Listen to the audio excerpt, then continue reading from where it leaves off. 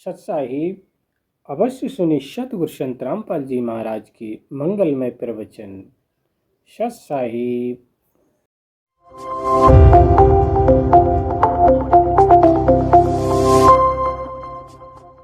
सत साहिब सतगुरुदेव की जय। बंदी छोड़ कबीर साहिब जी की जय। बंदी छोड़ गरीबदास जी महाराज जी की जय। स्वामी राम देवानंद जी गुरु महाराज जी की जय हो।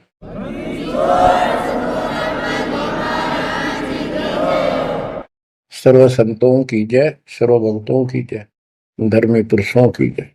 श्री काशी धाम की जय, श्री सुडानी धाम की जय, श्री क्रोथा धाम की जय, श्री बरवाड़ा धाम की जय।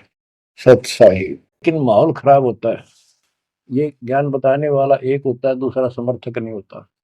उस दिन में वो भूल जाते हैं और इसी लोग बहका देते हैं। कहाँ सी बातें करते हो, वेदों में ऐसा कहीं नहीं है, वेदों में ऐसा नहीं है। अब दास तो कहना चाहता है फिर अगले जन्म उस भक्ति से वो अम्बरीश राजा स्वर्ग गया, स्वर्ग में अपनेपन भोगे। फिर त्रेता युग में फिर राजा जनक के रूप में वह आत्मा ने जन्म लिया। वहां भी खूब भक्ति करी, विष्णु के कट्टर पुजारी। वही भावना वही भाव फिर भरा हुआ था, परमात्मा फिर भी मिले उनको। लेकिन राजा और सिद्धियां इतने ठाठ बाट और बकाने वाले वो गुरु निरे ऋषि हमारी ऐसी घिस काट रखी काल में। हम ऐसे मूर्ख बना रखे, थोड़ा सा भी सुख हो जाए, कोई प्रभुता कोई पद प्राप्त हो जाए, हम खुद भगवान बन जाते हैं। लेकिन पिछली धार्मिकता के अनुसार हम कुछ धार्मिक भी बने रहते, लेकिन रहते वही के वही। और अम्बरीश राजा इतने अच्छे भगत थे, पिछली सिद्धि शक्ति मान की वो भक्ति की सही थी। एक बार दुर्वासा ऋषि ने उनके ऊपर सुदर्शन चक्कर छोड़ दिया। दुर्वासा कहता था कि तू ये साधना छोड़ दे, मैं बताऊं वाह कर। अम्बरीश ने हाथ भर ली पर छोड़ी नहीं। अगली बार गया, उसने गुस्सा हो गया कि तू मानना नहीं मेरी बात, तेरा सिर काट दूंगा, इतना गुस्सा। सुदर्शन चक्कर छोड़ दिया। सुदर्शन चक्कर राजा अम्बरीश के पैर छू के और दुर्वासा ने मारने खातिर वापस चाल पड़ा। दुर्वासा भागता फिरा 3 लोक में, कितने उसने गुफा नहीं मिली जरा बच जा, कुछ संरक्षक नहीं पाया। परमात्मा कबीर जी ने विष्णु रूप बनाया, एक सवाल आ दी, 1 मिनट में के कर दी कर दिया बोलो में।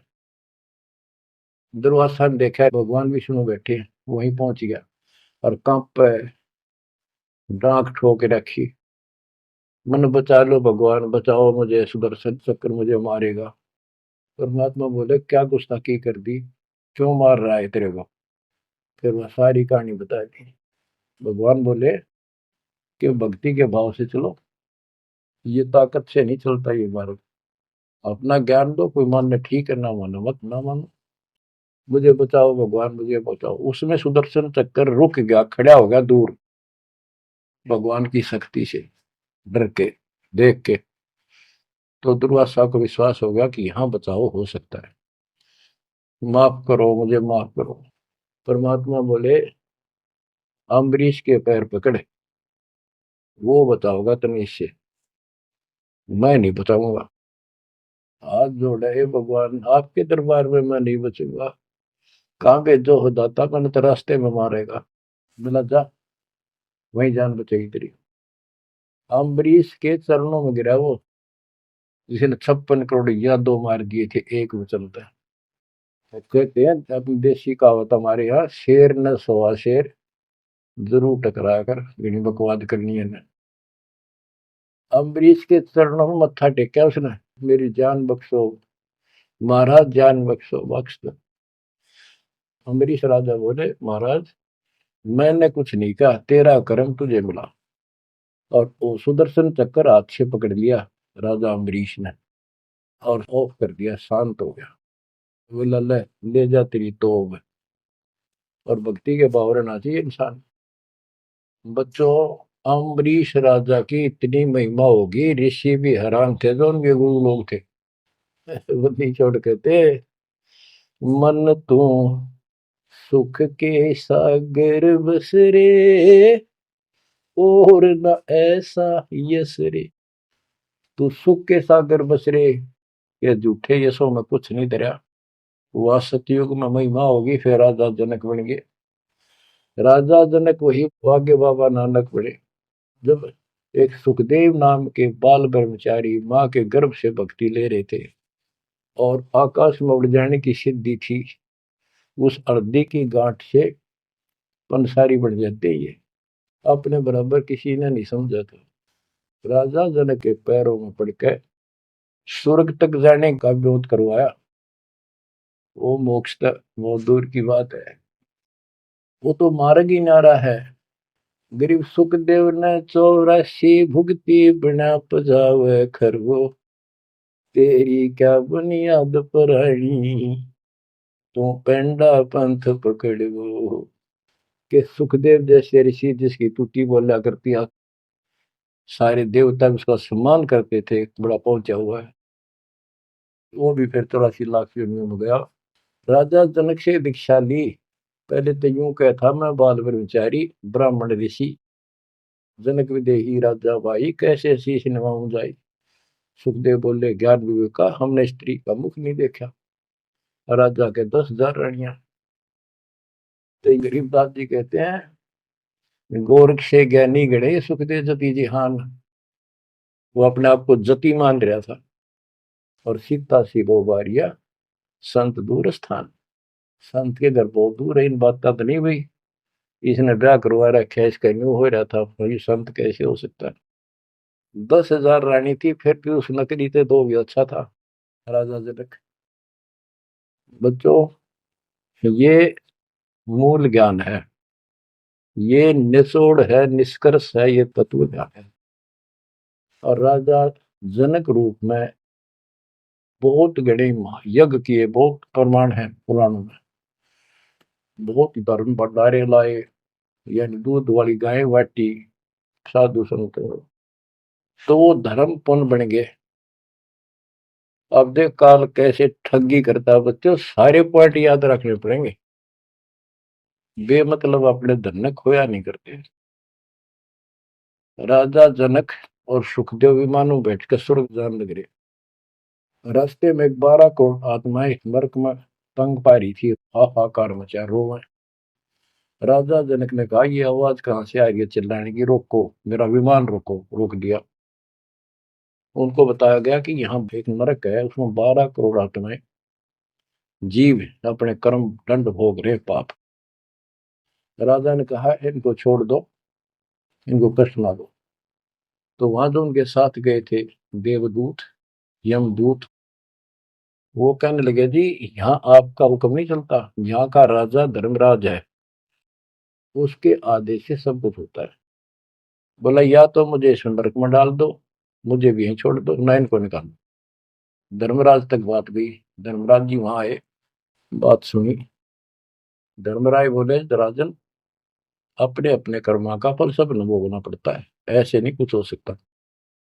तो राजा आकड़ गया। भाव यानी एक परमार्थी भाव, परमार्थ भी हिसाब का होना चाहिए, उपवाद में कोई परमार्थ नहीं चला गया कि मैं या तो मुझे यहाँ छोड़ दो या इनको साथ लो मेरे। तब धर्मराय ने एक विकल्प निकाला कि आप अपने पुण्य दे दो इनको, आधे या जितने चाहते हो, उतने समय तक इनको आपके साथ वहां स्वर्ग में भेज देंगे। राजा ने 50% पुण्य दान कर दिए। सबको बिठा के 12 करोड़ आत्माओं को विमान में बिठा के और स्वर्ग ले गए। बच्चों, सुखदेव ने गलती करी नहीं, वो तो आज तक स्वर्ग में है। और वो राजा जनक ने आधे पुण्य खत्म कर दिए, बाकी के पुण्य में किला झाड़ के खा के खर्च के खो खंडा के बाबा नानक रूप में जन्मे। पहले राजा थे 2 जन्मों में, दुनिया भर के नौकर होते थे, और फिर हैंड टू माउथ हो गए, खुद नौकर लगे नवाब के मोदी खाने में, गोदाम में। अब बच्चों, अब हमने सावधानी न्यों भी बरतनी है, अपने नाम ने अपने भक्ति ने नष्ट नहीं करा, किसी के ऊपर भावुक हो गया। एक बताओ था कि मैंने अपने भाई दुखी हो रहा था, उसको अपने पुण्य दे दिए, भक्ति दे दी, वो तो ठीक हो गया, मेरी डूबती हो रही है, बुरा हाल हो रहा ना, वो दिक्कत होगी, बीमारी होगी, आगे तागे दुख होने लग के। तो ये बकवाद नहीं चले, मर्यादा जो बनाई है उसको संभालो। तो कहने का भाव ये है कि आपको इस पॉइंट पे लाना चाहता हूं। अब राजा जनक राजा थे, राजा अम्बरीश राजा थे, वो बाबा नानक बने खुद नौकर लगे राजा के। अब यहां आकर हमारी बात टिकती है कि साधों से तीमस करिए चोरा नाल खुशाल, मन अखाड़ा जीतेंगे ये युग युग के बाद। यानी भक्ति की चाह, भगवान की चाह उनके में तब भी थी, पर एक्सरसाइज गलत थी। अब परमात्मा फिर मिले उनको आकर के। अब वो भौतिक धन में निर्धन थे, पर अध्यात्म धन के भरे पड़े थे। पिछले पुण्य गजब के थे भक्ति वाले। एक तो धर्म कर्म किए होते हैं वो, और एक होते भक्ति की शक्ति। वह न्यो की नो डटी थी उसकी, वो पुण्य खत्म कर दिए थे उसने। तो वो भक्ति उस कारण से परमात्मा फिर आकर मिले।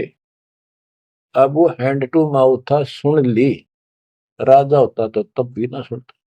तो बच्चों, आज आप से कितने निर्धन हो और कितने धनवान हो, आप उस मालिक के सच्चे बच्चे हो। पिछले जन्म जन्मांतर से आप भक्ति करते हुए आ रहे हो। अब परमात्मा ने अपना वो धन देखना है। कबीर सब जग निर्धना धनवंता नहीं कोई, धनवान वा को जानियो जहाँ पर राम नाम धन वही है। आपके पास वो राम नाम का धन भरा पड़ा है। और जैसे सुकुच मीन मिलता नहीं भाई, स्वाति सीप सब अड़ ही जाई। सुकुच मीन सतगुरु हो आया जिन परमात्मा का भेद बता। जैसे सीप और मोती का उदाहरण दिया जाता है कि स्वाति भी मिल गई सीप को, ऊपर की बूंद, मोती भी बन गया। लेकिन एक सुकुच मीन जब उसमें टक्कर ना मारे, उसने खोल नहीं, तो वह मोती माए गड़ गया और वह सीप भी मर गया। तो बच्चों, यो भक्ति धन थारा इब कभी नहीं गड़ मर जाता, सतगुरु ना मिलता था। तो अब आपका वो मोती सुरक्षित है। अब कहते हैं सुकुच मीन सतगुरु हो आया जिन परमात्मा का भेद बता। तो बच्चों, फिर बाबा नानक को मालिक ऊपर लेकर गए और उनको वो सच्चा राह बताया। उसके बाद उनकी जिंदगी बदल गई। यानी पहले वकील हो रहे थे काल के, सुने नहीं थे। अब जो बाबा नानक जी हिंदू धर्म में जन्मे थे, खत्री गोत्र था, और भगवान विष्णु कृष्ण राम कुर्बान थे इनके ऊपर। गीता का पाठ ब्रजलाल पांडे से पढ़ा करते थे और गीता पढ़ते थे। दाता मिले तो खूब तर्क वितर्क किए। आखिर में बोले अखा वेखूं तो मानो। तो परमात्मा ने आई विटनेस भी बनाने थे। बेई नदी सुल्तानपुर के साथ से बह रही है। सुल्तानपुर में बाबा नानक की बड़ी बहन ब्याह रखी थी। वह अपनी बहन के वहां रहते थे, नौकरी करते थे नवाब के। सुबह सुबह स्नान करने जाया करते थे उस नदी पे। वहां परमात्मा ने 2-3 मीटिंग करी। तीसरी बार जब आए, ने बोले आंखें देखो जो मानो। बात सारी समझ में आ गई। गीता बार बार देख ली, पढ़ ली, सच्चाई भगवान कोई और है। और चाह भी थे, पर पुराना ज्ञान और कोई नो समर्थक नहीं गया, बात सच्ची है। तो वो कहने लगे आंखा देखो तो मानो। कबीर साहब और बाबा नानक जी परमात्मा समकालीन थे। बाबा नानक जी का जन्म सन 1469 में हुआ, 1469 में। और 1539 में वो शरीर छोड़ के गए। और परमात्मा जी 1518 में गए। तो 1469 से 1518 तक समकालीन थे। तब आंखों देखा सतलोक 3 दिन तक नानक साहब जी का शरीर कहीं और छुपा के उनकी आत्मा को लेके गए, फिर छोड़ा तीसरे दिन। उसके बाद तो दुनिया बदल गई उनकी। वो सब पूजाएं त्याग माल की शरण में आ गए। घर में विरोध, सारे समाज में विरोध है। उसके पिता भी बहुत दुखी हो गए, तो के पैदा हो गया हमारे, देवी देवताओं को ऐसा गलत बोलता है। तो बहुत परेशान हुए। लेकिन जब आंखों देख ली, कौन सुने किसकी। सूरवीर होते हैं संत, संत सिपाही और शेर पीछे नहीं हटते। तो बच्चों, सारा ज्ञान सत्संग से होता है। परमात्मा का और उस प्यारी आत्मा का, आत्मा और परमात्मा नानक साहब का सत्संग हुआ। सत्संग से बात स्पष्ट हुई। अब पारक के अंक की वाणी सुनाता हूं कुछ। साधों से ती मस्करी ये चोरा नाल खुशाल, मल अखाड़ा जीतेंगे ये युगन युगन के माल। अब वो बाबा नानक युगन युगन के माल थे और वह जीते, डट के खड़े हो गए। फिर जब ज्ञान समझ में आ गया, सारा संसार मीराबाई थी युगन युगन की माल। सत्संग में जाना ना छूटे माँ, फिर जल के मरो संसार। तो बच्चों इस स्थिति में तो बनाना पड़ेगा एक दिन, जब जाता राजी होगा।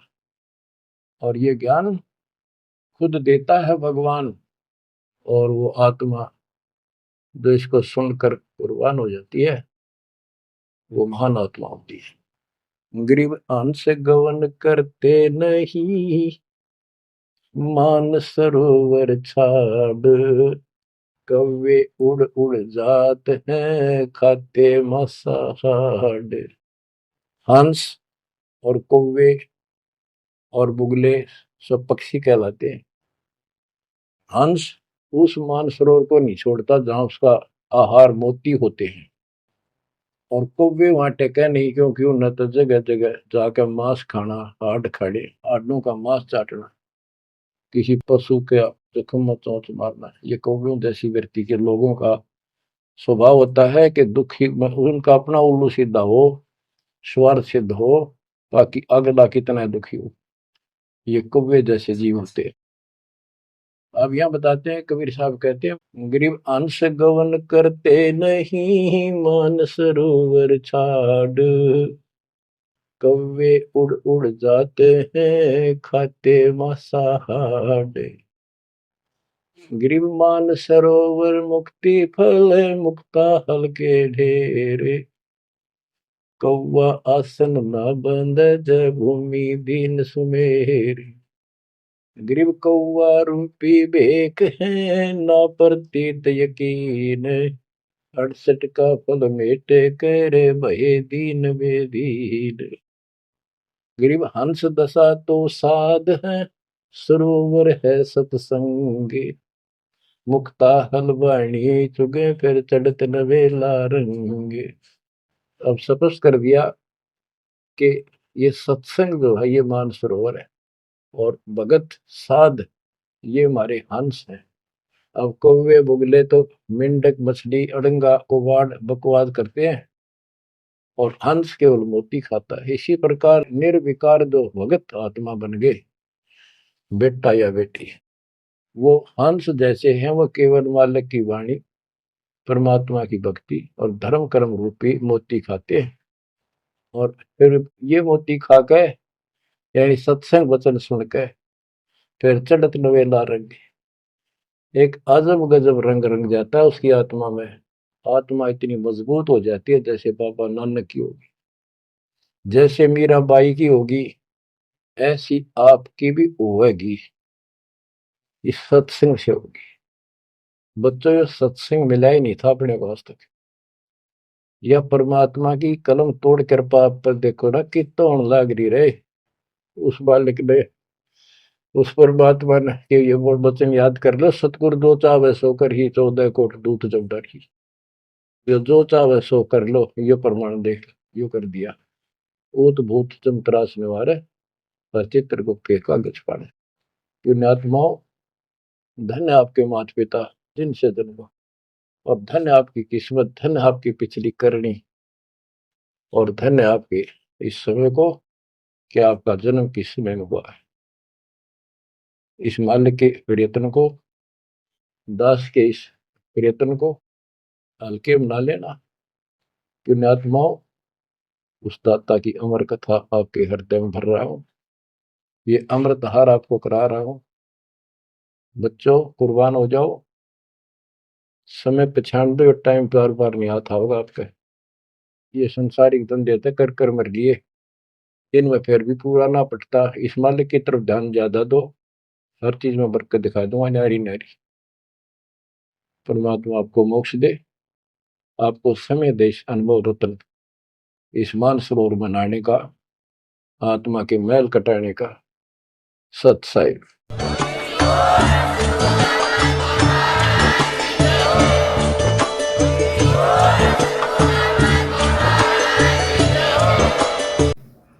सच साहिब। जय बंदी छोड़ सतगुरु संत रामपाल जी महाराज की जय हो बंदी छोड़ सतगुरु संत रामपाल जी महाराज।